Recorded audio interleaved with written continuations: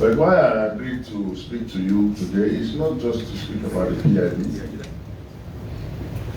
it's to actually speak about our stewardship in the Ministry of Petroleum so far. A few days from today will be 2 years exactly to the date in this office. And when we started in 2019, the President handed down 9 mandate areas. So far, I can tell you without fear or favor that we have ticked all the boxes, from eradicating cross-border smuggling or PMS, completing the gas flare commercialization and LPG penetration, increase crude oil production, reduce cost of oil production by at least 5%, facilitate the passage of the PIB,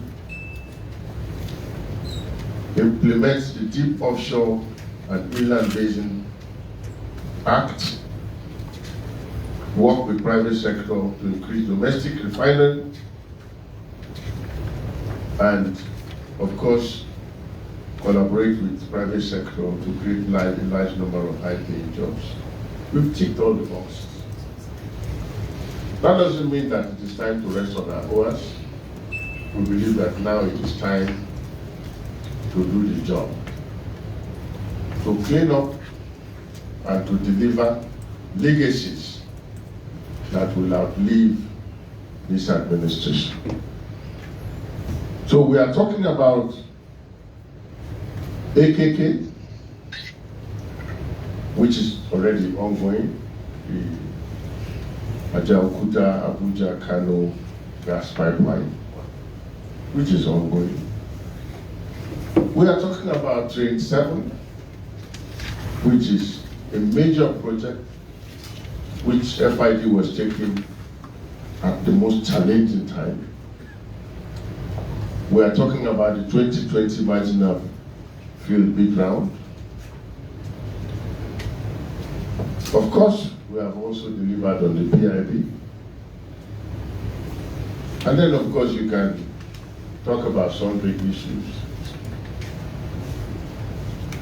like the TSA, which is a major milestone in our anti-corruption war as an administration, and our efforts with Boko Haram and so on. But I would not want to go deep into the PIB. I don't want this forum to be solely about the PIB, because people begin to delve into it. I might be preempting Mr. President. We will be speaking on the same matter tomorrow. I just thought I should set these ground rules so that we can be on the same page. Having said that, I will leave the floor to you, gentlemen of the press, to fire your salvos. Thank you very much, Honorable Minister Sam, for your magnanimity. Otherwise, we would have just said, let us wait for tomorrow. No.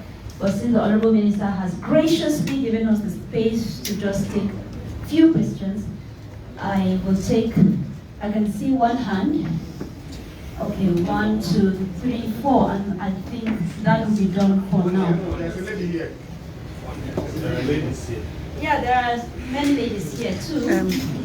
Country people? Okay, I will take it in this order as I've just counted. We have 1, 2, 3.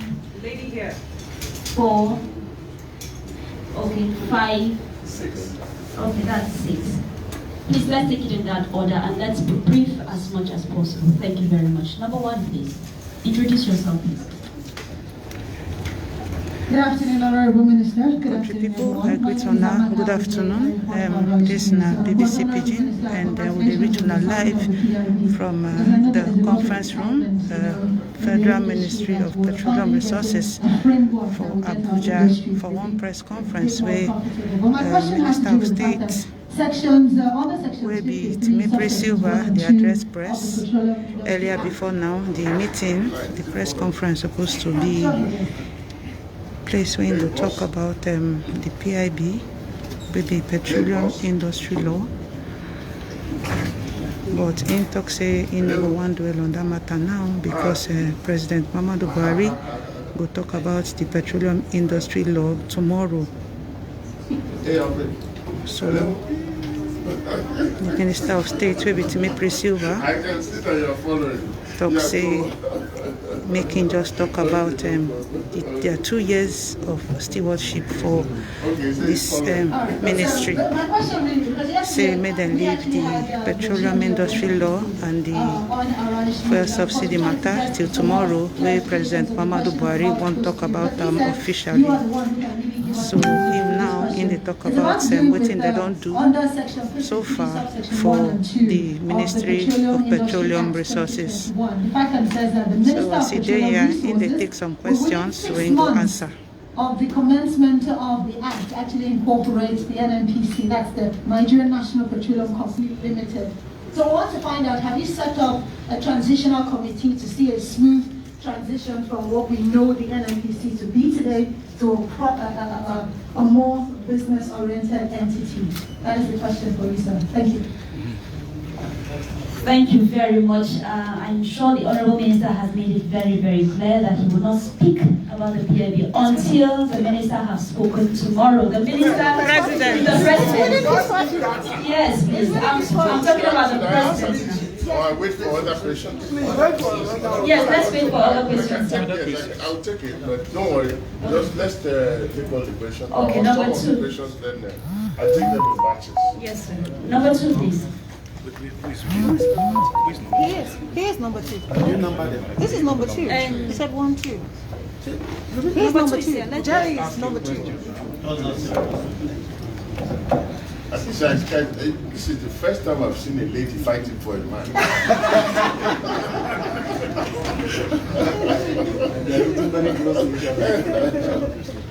Good afternoon, Honorable Minister. And, my name is Kingsley Jimmer. I report for the Guardian newspaper.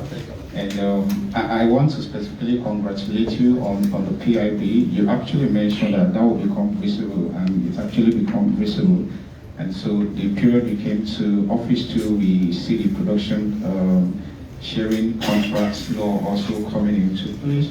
And as you earlier itemized some of the targets set by the President for the ministry, so I don't want to go so much into the issues of PIB. I want to take you on some of those promises, as earlier mentioned. Now, specifically on the issue around the cost of producing oil. Now, you have given the promise that we will see it reduced to 5%. Currently, the Naira has been devalued, cost of services and goods has gone up in Nigeria. Have we been able to reduce the cost of production to 5%? What is the impact of the prevailing economic situation on the activities in the oil and gas sector? Also, one of the things you came in to do was to eradicate smuggling of petroleum products, which was around 65 million per day when you came in, or currently stand at around 103 million per day. What is going on around that, and what are you doing? I think I should limit my question to these 2. Thank you very much. Number 3.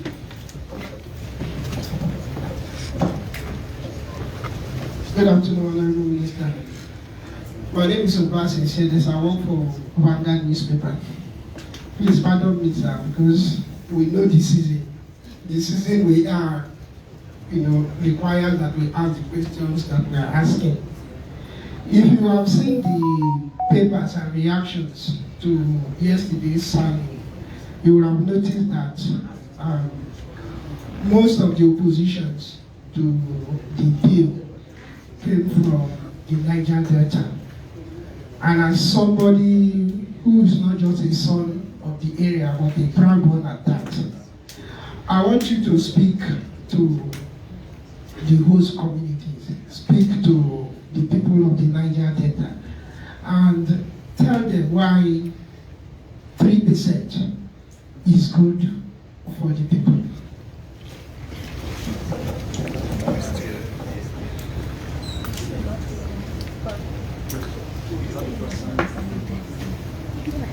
Is that microphone? Okay, Madam Minister, congratulations. As my colleagues have already said, my name is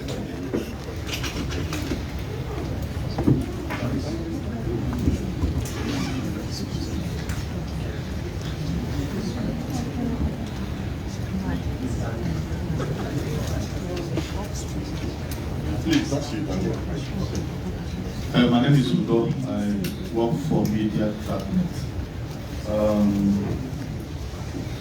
The government has succeeded in keeping the fuel price at a band of 162, 165 till now. And I know there are lots of agitations behind the background and rumors, speculations that since the government was not able to resolve the issue with labor, the price is likely going to rise to about over 300 naira per liter. Can you speak to this and let us know exactly what's the situation with the fuel subsidy? Because that is one of the cardinal promises that you gave. You've solved one, the PIB, which we are congratulating you. But the issue of resolving the fuel crisis, the pricing, is still hanging. Where are we on that? Thank you.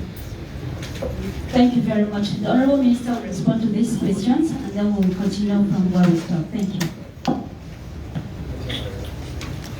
Thank you very much, gentlemen of the press. The first question from Arise newspaper, Arise News, is to the extent to know when we're going to incorporate the NNPC and if a transition committee is in place. The PIB has clearly stipulated a time frame within which the new NNPC will be in place. It has given a time frame of 6 months, within which time the Ministry of Petroleum, the Ministry of Finance, together will incorporate NNPC Limited.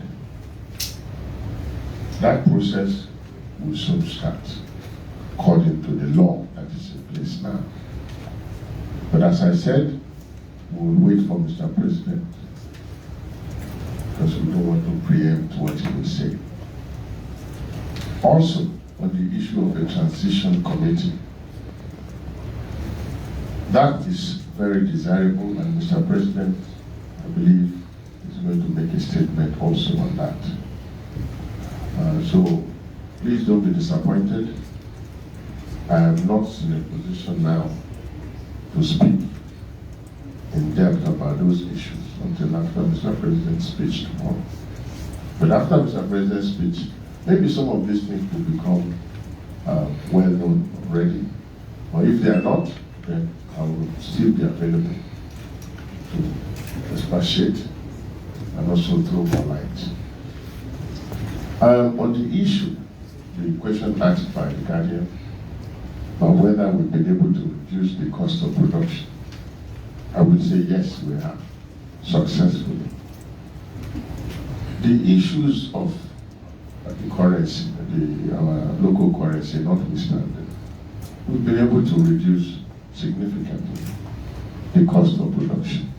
You know that recently the NNPC launched the NUCOP, which is a cost reduction program. And of course, the DPR also launched another program, which is also a cost reduction program. And both programs have really helped to ensure that we bring down the cost of production. But what also helped us in reducing the cost of production is from a very unlikely quarter, and that is COVID. With COVID, of course, prices crashed. Oil prices crashed, as you know. So a lot of contracts were rationalized. and we had to renegotiate. So we were able at that point to get everybody on board to reduce the cost of production. Also, the fact that a lot of expatriates left because of COVID meant that our locals had to step in.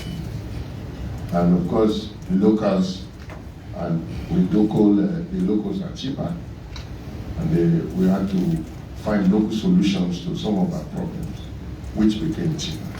So on the whole, we have been able to significantly bring down the cost of production, even beyond 5%.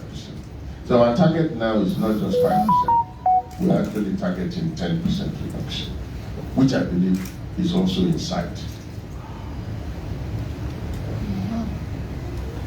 Now you asked about consumption, daily consumption of products going up. That is really not correct, if you want me to put it that way. But of course, you know, we have flashes. You know, when you have the arbitrage possibility, when you have a situation where your product is cheaper than all around you, then you have an opportunity, arbitrage opportunity. People will take advantage of the opportunity. So sometimes we have these flashes, but on the whole, we've also been able to bring down. If you remember, the daily consumption was at about 66 million liters per day when we came in, and we were able to bring it down to about 52 million. That's really the average. But once in a while, you have that flash. If it goes up, there are spikes, maybe because of the activity of smugglers. But those are outliers. Well, those are not really the situation, the regular situation. So we cannot really use that as the measure. What is the average consumption? The average consumption has actually reduced from about 66 million to about 52 average. But of course, you can't discount these flashes that we have, which you cannot really score us on.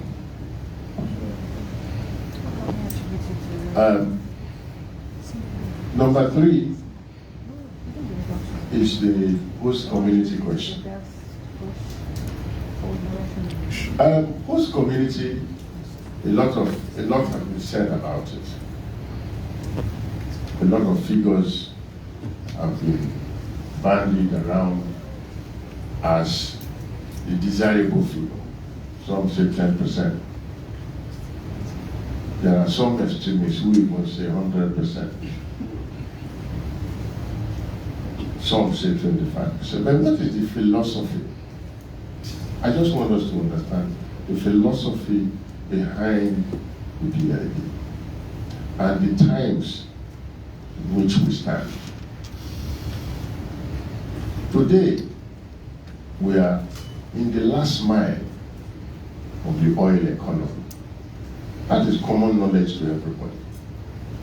That means more than ever before, we are in a race to produce as much oil as we have, as we can. Because in the end, if global trends overtake us, there will still be oil in the ground, but there will be no market for that oil. After all, coal didn't finish in the ground before they moved away from coal. So we are in that race to produce as much oil as we can now. Now, as a country, we have a direction that we are going to. And so, right now, if you talk about the 3% in the bill, for us in the Niger Delta, I asked them, 3% of something, is that not better than 100% of what you do. What we want to achieve, the philosophy behind this bill, is to attract investors to Nigeria, to produce as much of this crude in the ground as possible. Now, that is what we want to achieve. So, we must measure everything against this philosophy. So, as the Niger Delta, if activities are not going on, because investors look at the numbers and the numbers don't add up. Because when you say 3%, or you say 5%, or you say 100%, where will the investors charge it to? Are they going to charge it to their profit or to the operational cost? These charges all go to the operational cost. And today we already have a lot going in there. You have the 3% to NDDC. You have 1% to TED fund. You have another percentage to NCDMB. All that goes into the production cost and hikes the production cost. So you have a situation where the production cost is going up. So you must be very mindful of heaping up more cost on that operational cost. Now this 3% will also go on top of everything that is being deducted from the operational cost, from the operational side. So where do you want to get the benefit from? You take it from the operational side, you will see the effect of it on the profit. Because you have already taken it from the operational cost. Your operational costs go up, your profits will reduce. So it's just a matter of cutting your nose to spite your face. So now if because of that, investors say, okay, look, the operational cost in this territory is too high, so we can't go there. There are too many deductions, and there's too many things to be deducted, so we won't come. Then there will be no investment. Then you can have 100% and there is nothing to get because there is no investment. Now that is one part of the story. Now the other side is also that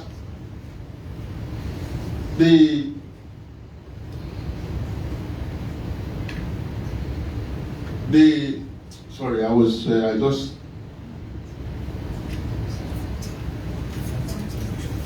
yeah, but you know, the other part of it is that the frontier exploration fund, I always say, those who are talking about frontier exploration, what is a front, what do we want? What is frontier exploration in the first instance?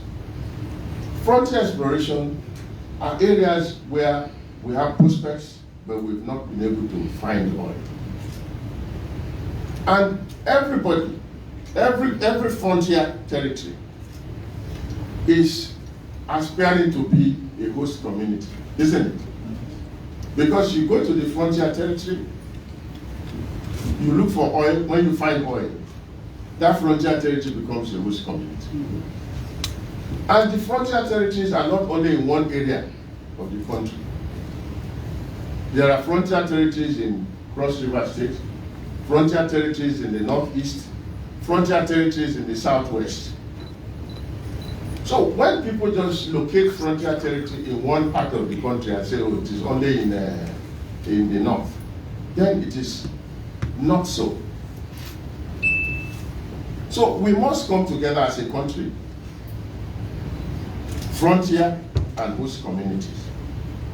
And for host communities, you must realize that in the end, it's about the philosophy is to bring investments to this territory, where investors have not been for a long time, because there has been no new investment for a long time. Look at where we are. We've had about 37 billion barrels reserved For the past 10 years, we have not added to our reserves. And our production, which was going towards almost 3 million, started even going down at some point until we started doing some work here. So we need to bring some vigor into this industry. We cannot go back to where we are coming from. Let's look forward as a country. We cannot just be parochial. We cannot say, okay, this part of this country or this part of we must look at Nigeria first. Who is the one that is gaining? And I think in this case, it's Nigeria that is the ultimate beneficiary. I would like to take this again, but let me go to the next question. The next question is the fuel price has been at the band of 162 till now. Whether there is a likely price hike. Well, as you know, there is not, the PIB has actually deregulated the sector. But that doesn't mean that there will be an immediate implementation of that price hike, of that of the deregulation. So who shoulders the responsibility of subsidy? You know what the PIB provides is that products will be sold at market dictated prices. So it will not be shouldered by, it will be shouldered by all of us. By all of us. But of course, we are also mindful of the fact that this will bring some hardship, some difficulties. And that is why we are not just going to jump to implement it. The implementation framework will take care of that. How we're going to alleviate the sufferings that this might bring or the problems that we. So it's not going to be something automatic. But we'll work together already as we've been working with labor to ensure that there is a framework that will allow us to implement this the regulation, this provision of the PIB. So let's take another question. The next set, and I'll go back to the host community. All right, thank you. I think we have some hands at that end. We have 3 hands there. Yes. From this man with the ash suit, yes.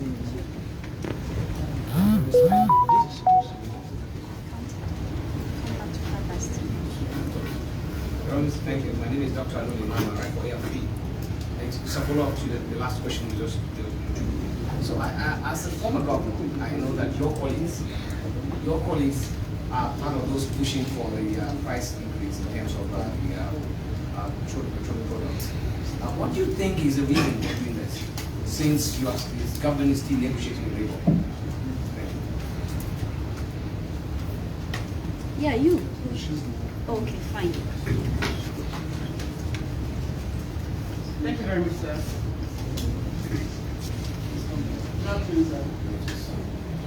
Okay, Gloria Music from Channels TV. You said we're in a race to produce more oil. When are we going to achieve the 3 million target for oil production? For the production target that I know right now about the oscillating between 1.4 or 1.5. Please clarify that. And I'm going to achieve 3 million target. And then again, I know Nigeria is among the top 10 gas flaring countries in the world. When is gas flaring eventually to stop? Thank you very much. Okay, I'll just take these last 2 hands on this side. Yes, over to you. Thank you. My name is Ruth Olorumbi. I write for Bloomberg News. Okay, so I have 2 questions. 3 questions actually. Shell CEO said last month that it was in discussion with the government about exiting the onshore oil position in Nigeria. Do you have any latest for that? Then the OPL 245 expired in May. So do Shell and Engie, do they still have rights to it?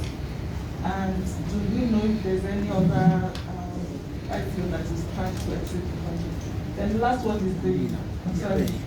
is what exactly is the cost of production right now?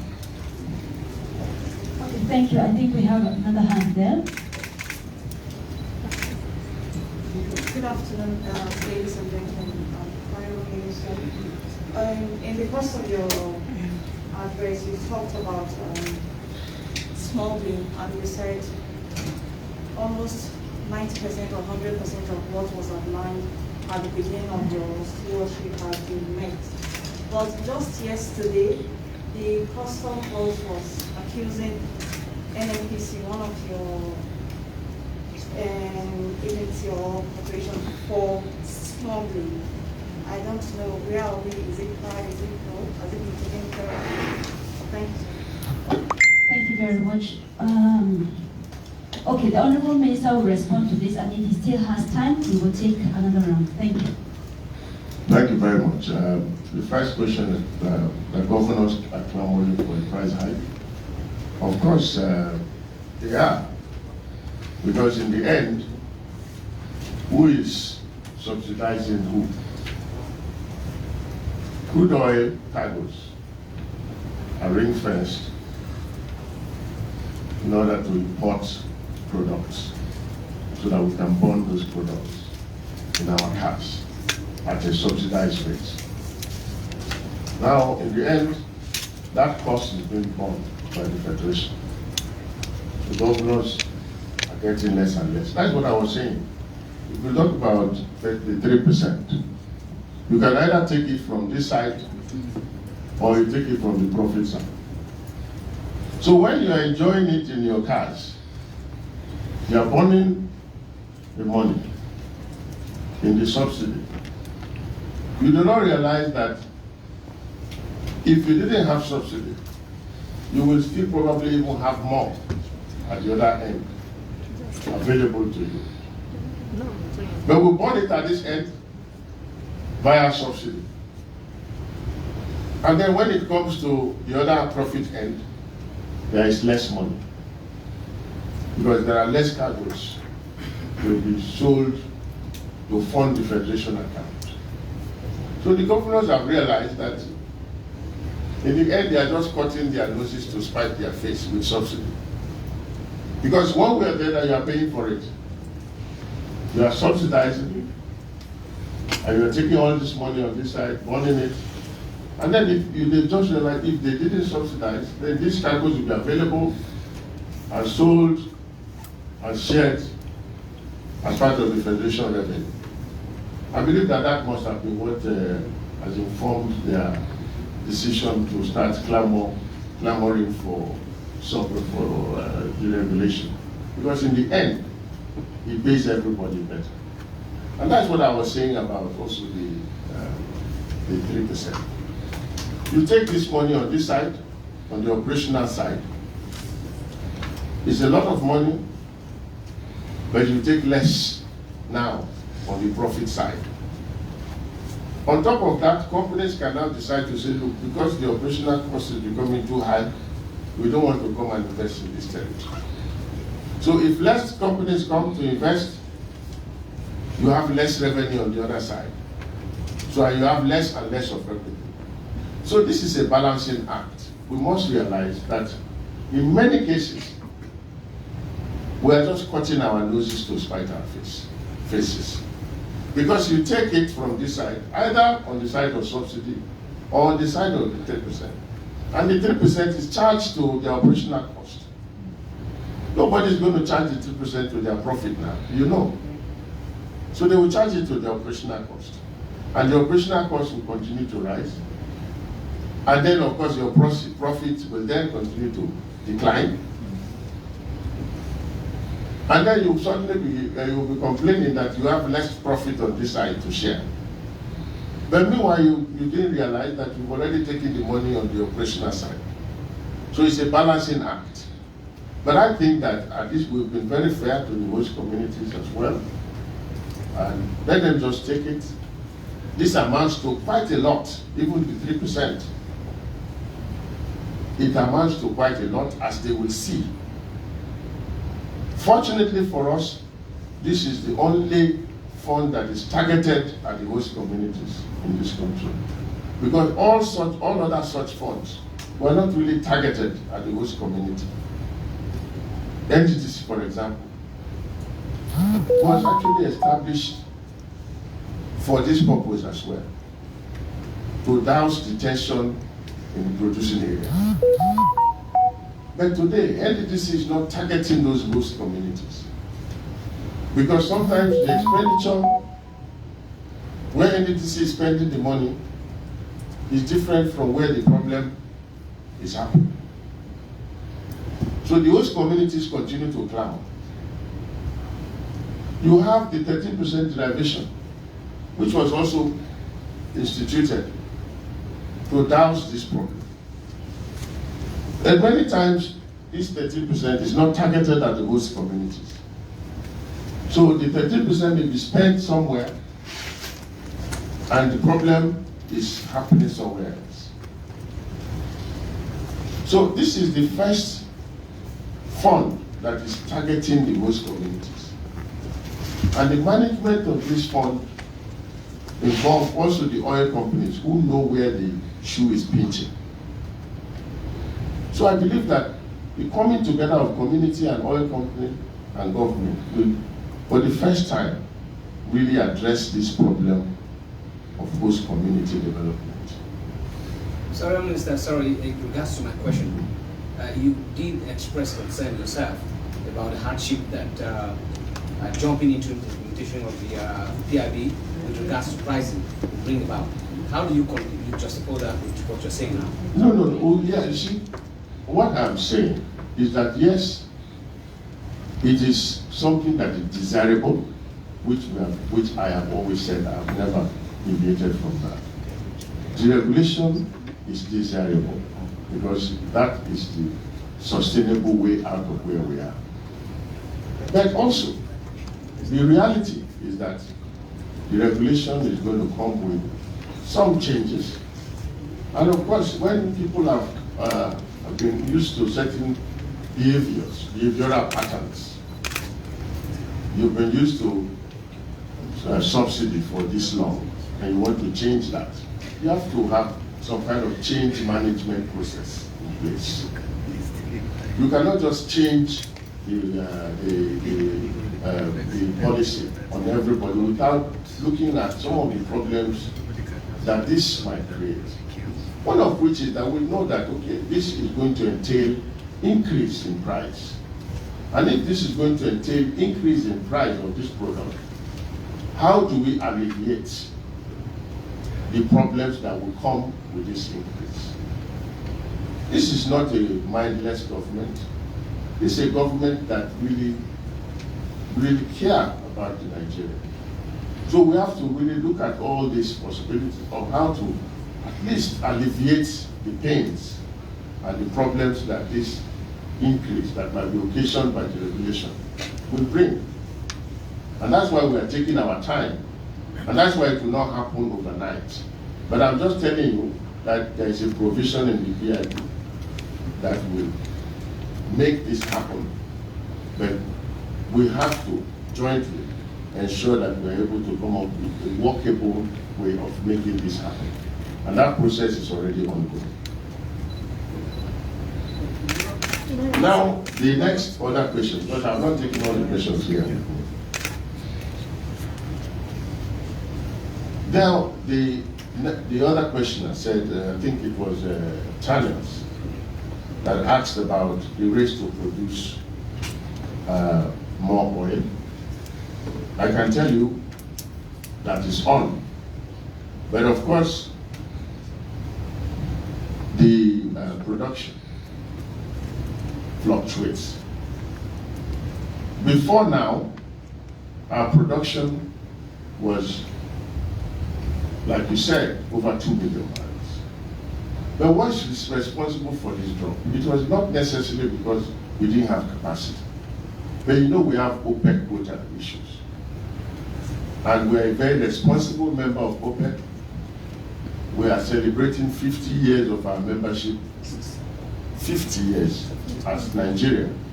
We are celebrating 50 years of our membership of this organization. So because of OPEC quota issues, we came down to these numbers.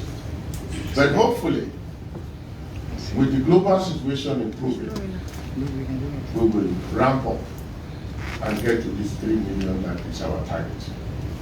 And today, we believe that we already have capacity for the 3 million barrels. But we have to be mindful of our international commitments, and that's why we are still where we are today. But I can assure you that we are in discussion with our partners and with OPEC to see how we can at least improve even our quota and begin to produce more. Now, you also asked about gas flaring. Sometimes this issue of gas flaring is exaggerated. Today, only 8% of our produced gas is flared. We have actually reduced gas flaring to 8%, which is quite significant. It's a very significant reduction. And with the gas flare commercialization program, which has also been completed, we'll be able to bring down our gas flaring to 0. So we've done very well as a country.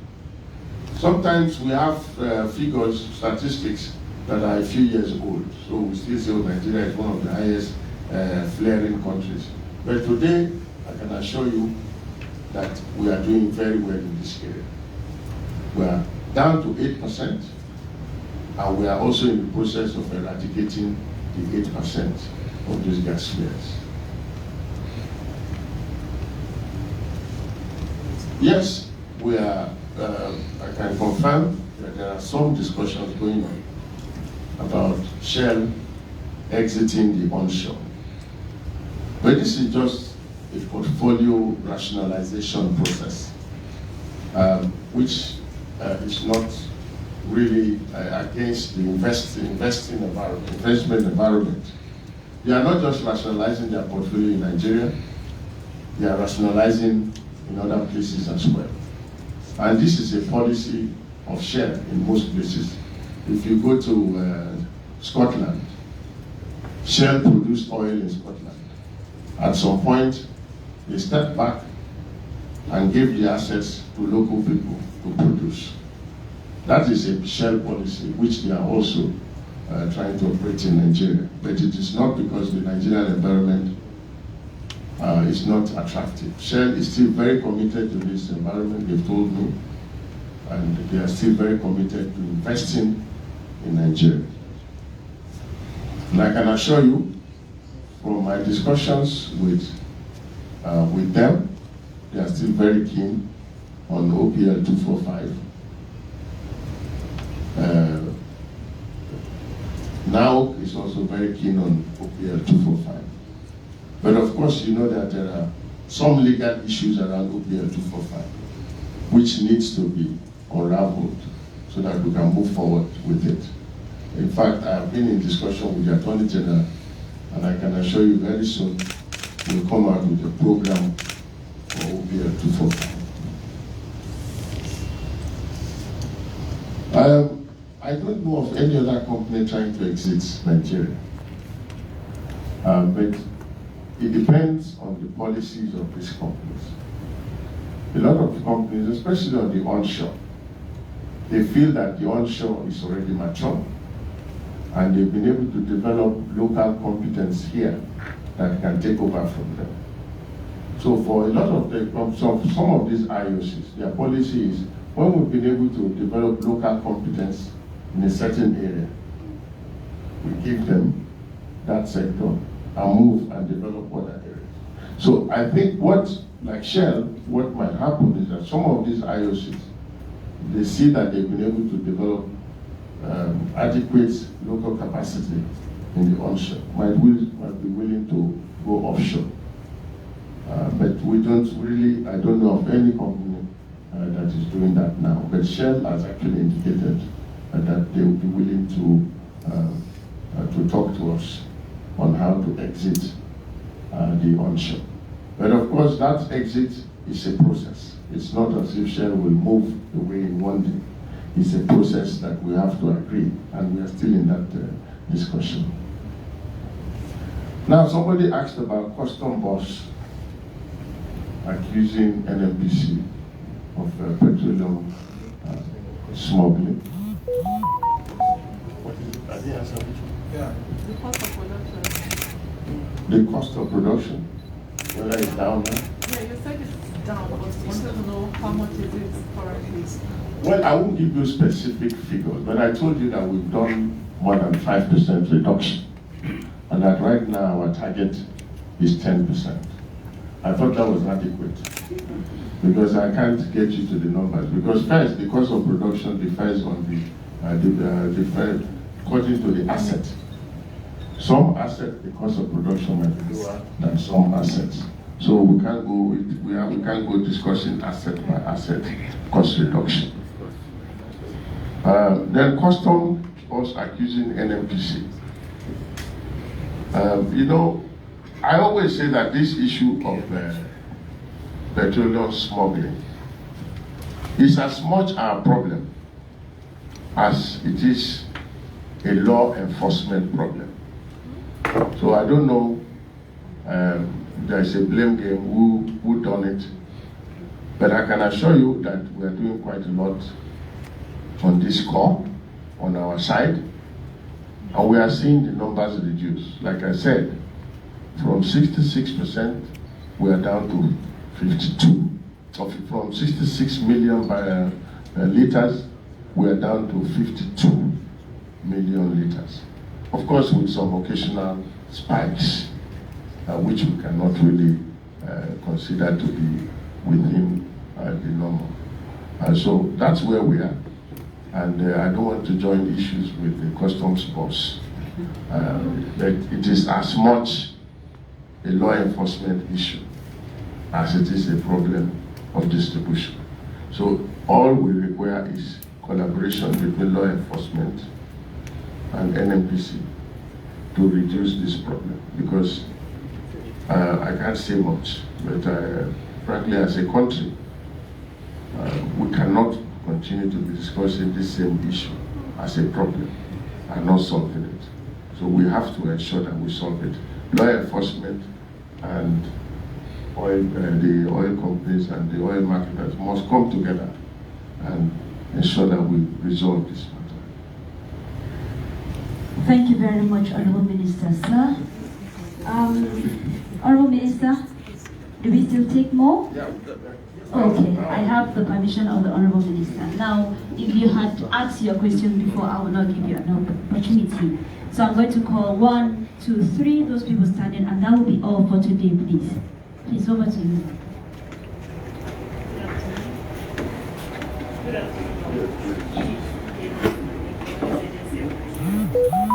Sir, my question is on your stewardship. I would like to have an update on the AKK gas pipeline project. People, this BBC Pidgin and the regional live for the media briefing where Minister of State Timipre Sylva they do now for the office for federal capital will be Abuja in the address some issues we concern the petroleum industry law with President Muhammadu Buhari don't sign. But before we start this live video, in talks, we won't go into detail because President Muhammadu Buhari will talk about the petroleum industry law. So make you know they like say in the preempt within the president will be the Minister of Petroleum Resources for Nigeria go talk tomorrow. But some of the issues we don't talk about today, in talk say the petroleum industry law gets provision for the regulation, and that the regulation means say prices will be controlled by marketers and everybody will be involved. It will be only government again. So into say the thing will affect Nigerians generally because price increase go day, but the price increase will go day, will start immediately. Because as they want to implement the deregulation, they know say it will still affect Nigerians. Many Nigerians will suffer. So they know will start them immediately. Then they work on a plan where we say Nigerians no go feel the pain too much when the regulation starts, maybe the removal of fuel subsidy. Yes, it will happen, but it no go happen immediately. Then still they draw the plan. Another issue when you talk about the cost of production of petroleum products for Nigeria, into say the cost of production don't reduce, and he also emphasized on the 3% for host communities. Say better say then get 3% and attract investors than to the demand for 100%, and investors no good day we go invest as in come for the host communities to go do oil exploration. So now within the minister they talk, he also touch matters of smuggling of petroleum products outside the country. But that one, he does say they still they work on them, but he go fit tell Nigerians say that one don't reduce too. But then go still work on them to tighten certain areas. Another area when talk about now gas flaring for the country, into say gas flaring for Nigeria don't reduce to 8%. So the Ministry of Petroleum Resources they make progress. Now so Minister for State Timipre Sylva talk for this press briefing.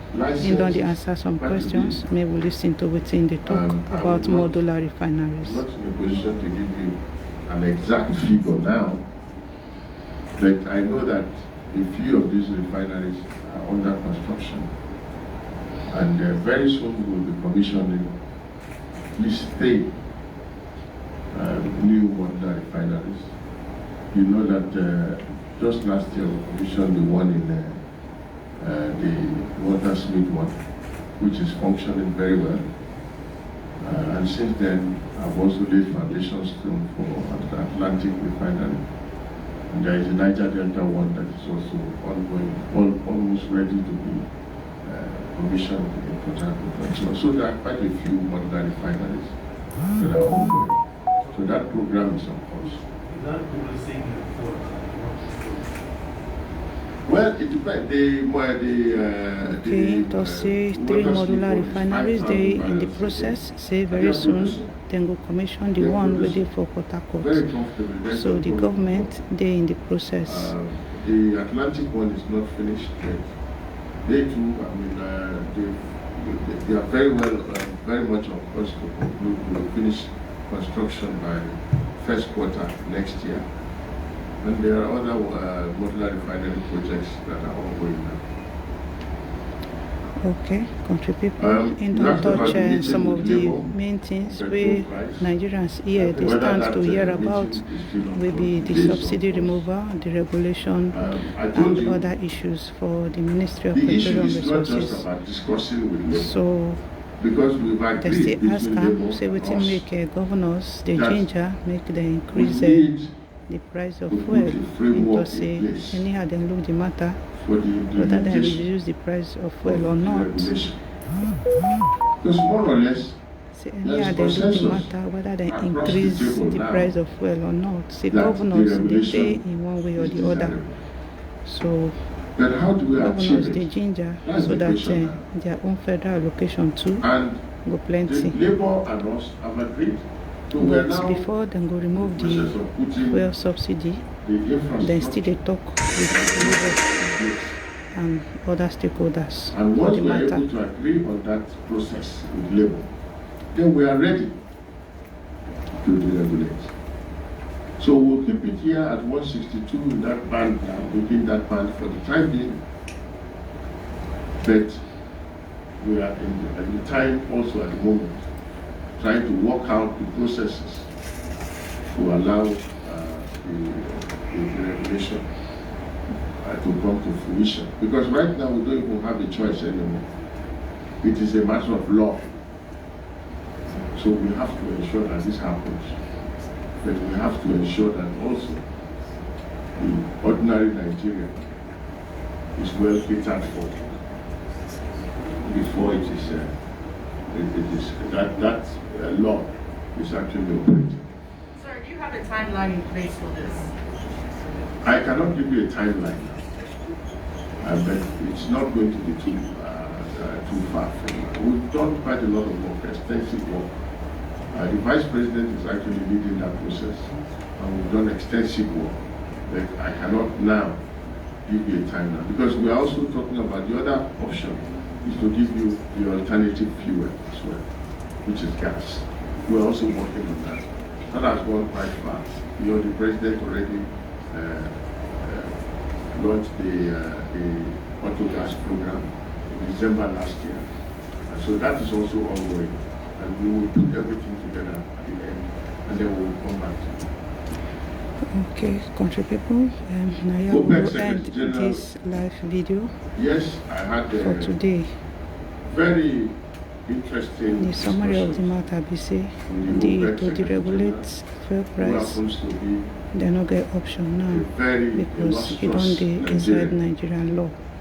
Very patriotic Nigerian try who also to arrange a work plan for us to we be say the ordinary Nigeria no go feel but of course, there are processes in OPEC bye bye to increase your quota.